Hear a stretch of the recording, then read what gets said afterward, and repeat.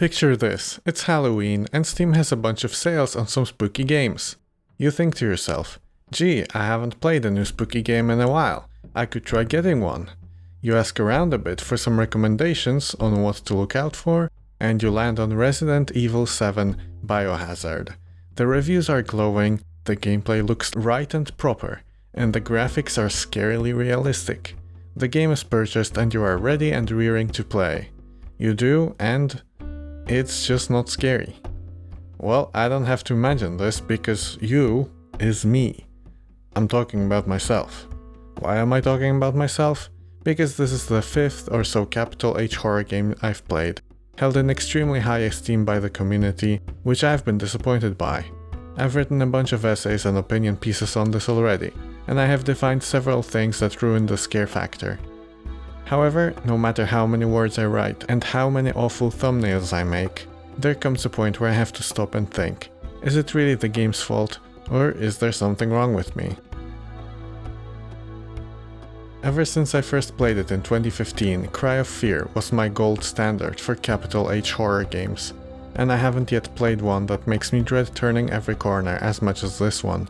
The combination of claustrophobic environments, absolutely haunting and oppressive music,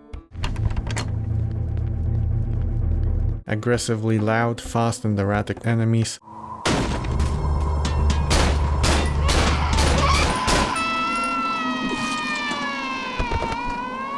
actual consequences for getting caught off guard, reloading making you lose the remaining bullets in the magazine, and just pristine encounter design is something to behold. Every decision you make has consequences, and you never know what to expect. I now also realize how the scripted events play into this. Some of them are random harmless scares, but some have real gameplay effects, like spawning an enemy or creating a new pathway. There's a lot of them, and each one feels unique. The game never stops throwing surprises at you. Resident Evil 7 superficially seems like it should have a lot in common with Cry of Fear. Glock? Check. Monsters to kill? Check. Actual health and damage? Totally. Unfortunately, the actual style of gameplay is quite different. The pacing, for example, is sluggish compared to the other game. You are slow moving and have low DPS, but so do the enemies. It rarely feels like there's any urgency during combat, as long as you can put some ground between you and the danger. I'm not sure what the philosophy was behind this. Is it just that extending the time you spend in the vicinity of monsters is meant to make you more scared? It just made both me and the monsters look like bumbling idiots. Another difference is how reloading in Resident Evil 7 does not cost you any bullets, unlike in Cry of Fear. This means you never have to fear getting ambushed when underloaded. There's never a reason not to reload, so some of that tension is gone. I also found that using the knife is one of the worst methods to fight, as it's got awful damage, puts you in an awful amount of danger, and there's an awfully painful lack of a dodge option. In Cry of Fear, the melee weapons were a necessary supplement to your arsenal for ammo conservation, but in Resident Evil, it's a last resort and last resort only, making you rely far more on the more boring and less stressful gun. This game loves to keep telling you you're in danger over actually putting you in danger.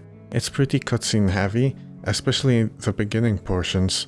One problem with constantly showing the scariest sections during cutscenes is that I have grown to feel safe during them. Think about it. I have absolutely no input on what happens.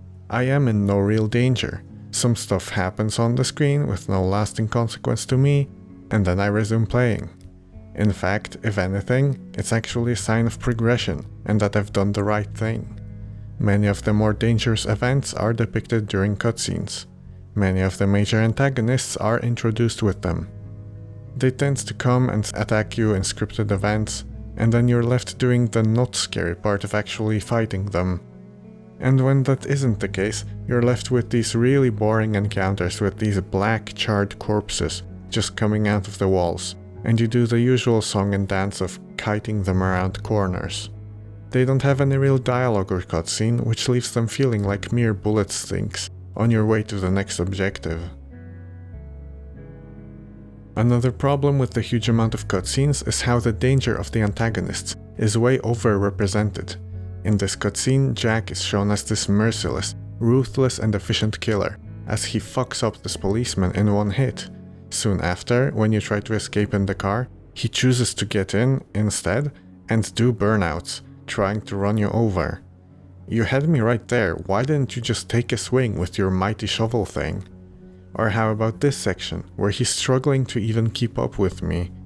Moreover, his strikes don't deal much damage, and he even does this really silly move, where he turns you around, and only then does he take a swing, letting you back off.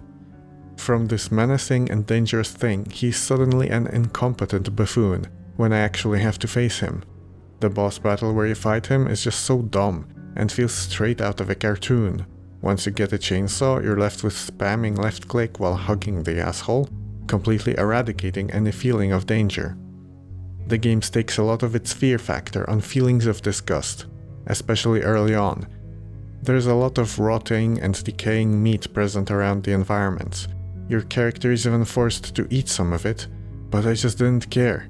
This is because there's a pretty big disconnect in that moment between my player character and my own person. I don't feel what must be a sickening stench, nor am I forced to confront the bugs in the mold. The game should ideally call as little attention as possible to such disconnects, but they're very apparent here. In general, I just really don't know why the game has to be so slowly paced. In Cry of Fear, when you saw an enemy, you always had a mere 2 seconds to react at best. The visual stimuli was then associated with danger. In Resident Evil 7, the monsters are on your screen for so long, while also not being a threat at all for most of it. Again, in the only proper combat-based boss fight I've encountered so far, this Spider-Woman is just too slow and easy to avoid to feel like a proper danger. As I was fighting her, I remembered how I was playing Incision earlier that day, and I realized how I was far more tense during the Rustborn Messiah boss fight. The enemy was walking around the arena, and I knew that as soon as I saw them, they would start spamming extremely difficult to avoid homing rockets at me, which is a right and proper danger. This was in a much faster paced game, by the way. Not sure why the field of view has to be this slow as well. The game swears on its pinky the max is 90, but I do not buy that. It feels kind of like the Metro FOV, which was more around 70. This always makes it feel like the distances are smaller than they really are, and the monsters closer than they are. This sounds like it should enhance the fear factor, but it just makes me really desensitized to the proximity of danger. It's always right there. When I always feel like the enemies are near, it's never anything special. My advice to game designers is, don't try to fake anything. People will either catch on to what you're doing, or they will get used to it. Another example of this is the first Amnesia, where enemies blatantly appear and disappear, making them feel like elaborate scripted events. If you know anything about game design, it's obvious the game never derails off its charted tracks into something properly unpredictable. I've been whining a lot, but there's also several things done right here.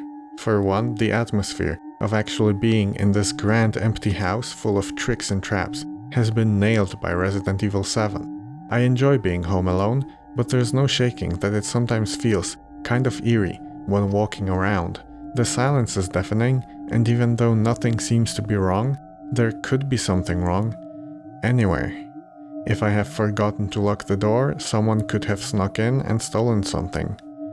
Or worse, they could be hiding, waiting to attack me. In the game, you cannot lock doors, so you have no control over where characters can move.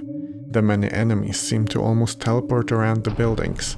It is you who is confined to traditional walking around the halls and corridors, and it is them who pick when to attack.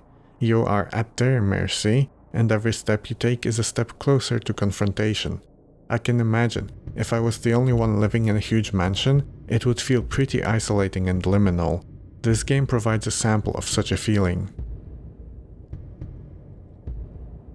The scariest part about this game so far is one of the most creepy and mysterious elements of any game I've played, and that's the old woman in the wheelchair. She doesn't talk and basically doesn't react to anything you do. From the first moment we see her, it might seem like she's not even alive, but she does turn her head to follow you, and you can see her breathing. After you leave the dinner table, she inexplicably appears upstairs, still on her wheelchair. It's very clear the creators want you to pay attention to her. You can't even shoot her in the noggin. The next time you two meet will be once you come out from the processing area in the basement. Jack is dead, and you've got all you need to get out of the house. Imagine then that you hear a melody being hummed as you're about to enter your safe room.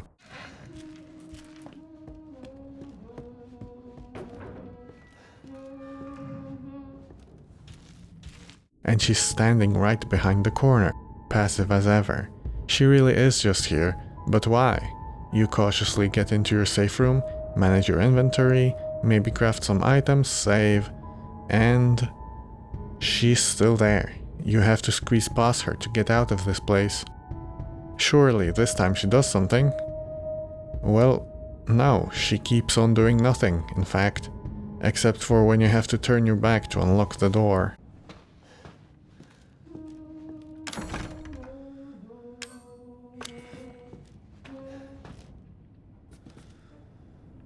This all works so well because you just don't know what to expect. The first time you see her, you don't think twice. The second time, you realize she's significant. She couldn't have gotten up here by herself, but why did she move? The third time is after a boss fight. One of the family members is dead, and you realize you'll probably have to hunt down each of the others as well. You also realize there's some scripted events happening right now, and the way she's placed screams of an incoming screamer. I met her 2 more times, and the next one was still scary. But I was slowly realizing she's never going to do anything, and the 5th time I wasn't that tense anymore. I haven't beaten the game yet, so maybe she'll still appear in some capacity. But this theme is really well done. Another fairly scary moment was when watching the first tape you find, where we play as one of 3 urban explorers, and one of them kind of just walks off and disappears. The house suddenly felt so much more empty and threatening. There's a reason I'm bringing these 2 things up.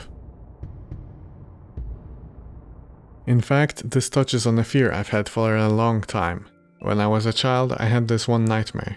Me and my parents lived in a 2-story house, and the living room and my room was upstairs, and that's the house I was in for that nightmare. It was very late and dark outside, and the inside was also only illuminated by a light in the one room we were in. There was one other child, and some kind of teacher or something. We might have been taking some language lessons, but these people weren't real. The adult left somewhere for whatever reason, and then it was just us 2.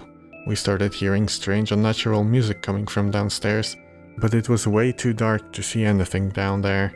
I was trying to speak to the other person, but that never works. You know how it's common for people who dream that you cannot run in them, no matter how hard you try? Well, for me it's this way with speaking, not running. The music was getting louder and I don't know what happened next. I really don't remember many dreams in general, and this one's one of few I actually do. I also don't want to over-dramatize how scary these 2 moments in the game were, it's just that they reminded me of this dream. So, is there something wrong with me? I think so. By now, I've played many capital H horror games with overwhelmingly positive receptions, and to this day, the only ones that truly impressed me were Cry of Fear, Phasmophobia, and Amnesia the Bunker.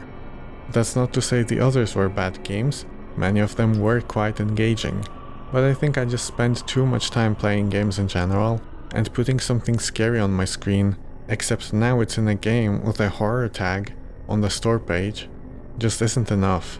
I see through the game designer's tricks, and I recognize ludonarrative dissonance when I see it. In general, I'm a very gameplay-driven person, and if something doesn't affect gameplay, it doesn't have much of an impact on me. And unfortunately, the scares in many purebred horror games come down to putting a scary thing on the screen, rather than putting you in much danger. Or worse, having lasting and permanent consequences for your gameplay. Or even worse, actually forcing you to make meaningful choices. And even if I'm not in any real danger, there's still scary moments to be had. However, they occur when the game suggests there's some uncertainty to what will happen, or subverts expectations. make things feel ever-present and almost cosmic. Metro is not purely a horror game, but it does have many scary elements and moments. In Metro Last Light, there's a side room you can explore where things seem just off. There's barely visible silhouettes just on the edges of your screen.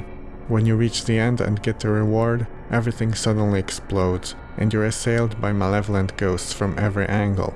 You are never in any actual danger, but it's impossible to tell just what will happen. The game must feel unpredictable to be scary. It must feel like every corner you pass will hold some terrible secret. Much like how in Phasmophobia, it was your unfamiliarity with the mechanics of the ghosts which generated most of the fear. Oh my god. It's 10. It's 10. Yeah, Oh, shit. Yeah, I see it. I see it. It's coming for you. It's coming for you, mate. Oh shit! I see it. It's behind you. It's behind you. Just keep going. Oh, I think I'm gone. Wait, no. No, you're not. You're safe. I live again. Dude, I was like literally watching the chase from this computer.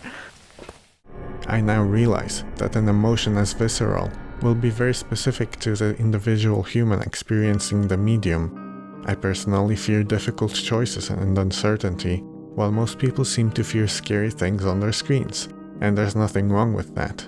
Little spooky child girls are such a cliché for me by now, but they are still a popular choice for a reason. I guess I'll just keep trying horror games to find another gem eventually. Thanks for watching.